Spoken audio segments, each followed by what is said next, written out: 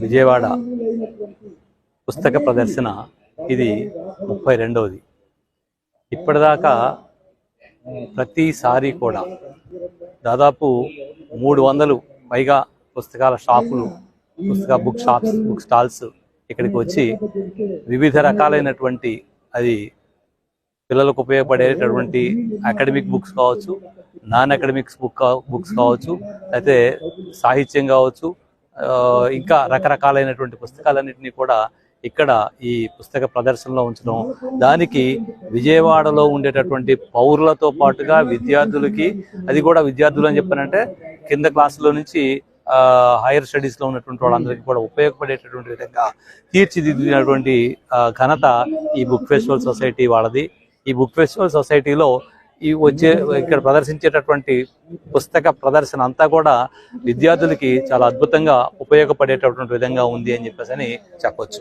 అయితే నిజానికి చాలా ఈ మధ్యకాలంలో చాలా రకాలైనటువంటి విషయాలు బయటకు వస్తున్నాయి.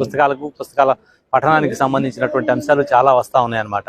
అంటే పుస్తకం అనేటటువంటిది ఇంకా దాదాపుగా అంతరించిపోతోంది అనేటువంటి ధోరణితో చాలామంది మాట్లాడుతూ ఉన్నారు. కానీ వాస్తవంగా జరుగుతున్నటువంటిది ఏంటి అని చెప్పానంటే, పుస్తకం ఎప్పుడూ బతికే ఉంటుంది, అది తన జయకేతనాన్ని ఎగరవేస్తూనే ఉంటుంది. ఎందుకని అట్లా చెప్తున్నాను అని చెప్పంటే, చదవటం అనేటటువంటిది మృగ్యమైపోలేదు, చదవటం అనేటటువంటిది ఆగిపోలేదు. చదివేటటువంటి వాళ్ళ సంఖ్య పెరుగుతూనే ఉంది. అంటే కొత్త తరానికి పుస్తకాలు చదవటం, తెలుగు చదవటం అనేటటువంటిది అందుబాటులో లేని అంశంగా మాట్లాడుతున్నటువంటి వాళ్ళు కొంతమంది ఉంటున్నారు. కానీ వాస్తవానికి అదేం కాదు. పుస్తకాలు అద్భుతంగా చదువుతున్నారు, పుస్తకాలు చాలా విపరీతంగా అమ్ముడుపోతా ఉన్నాయి. ఈ అమ్ముడుపోయేటటువంటి పుస్తకాలు చాలా గొప్పగా ప్రజల్లోకి వెళ్తున్నటువంటి సందర్భాన్ని మనం ఇక్కడ సెలబ్రేట్ చేసుకోవాల్సినటువంటి అవసరం ఉంది. అట్లా ఈ పుస్తక ప్రదర్శన అనేటటువంటిది నిజానికి గతంలో కంటే ఇప్పుడు వస్తున్నటువంటి పుస్తక ప్రదర్శన, ఇప్పుడు చేస్తున్నటువంటి పుస్తక ప్రదర్శన అంటే అప్పట్లో వాక్ ఫర్ బుక్స్ కూడా చాలా అద్భుతంగా నడిచేదన్నమాట.